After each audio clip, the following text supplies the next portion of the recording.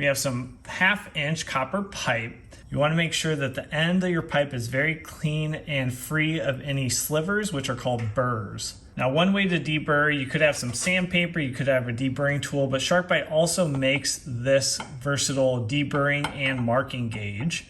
So all you have to do is insert that in the corresponding pipe, and you'll see what's happening. That little cutting wheel there is actually hitting the outside of the pipe and taking any of those slivers off to make sure that the pipe is clean and ready to be installed.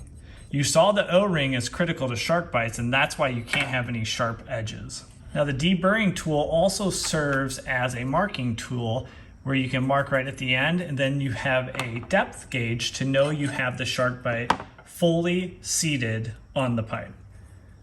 So let me show you how to install. You'll just simply install the pipe. Now, you will feel some resistance fairly early on. What that is you're actually hitting that first set of stainless steel teeth. So you'll hit that set and then you'll push past those with a little force. Okay, now I'm pushing past those. And then once you push past those, you're gonna hit another stop. What that is now you're getting to the O-ring.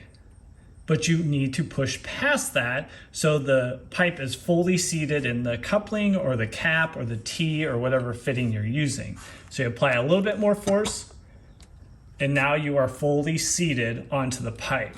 That's where many of the failures will come. You'll end where the pipe is just pushing on the O-ring, and of course that's not gonna make an appropriate seal around the pipe, and that will lead to a failure. So that is all there is to installing a Sharkbite, and that is why from a DIY perspective these can be very handy on your plumbing projects around the house. So hopefully that helps you guys out and you're more confident using Sharkbite. I think they're perfect for DIYers, and I always keep 1/2-inch and 3/4-inch caps in my standard plumbing kit just in case I run into any issues.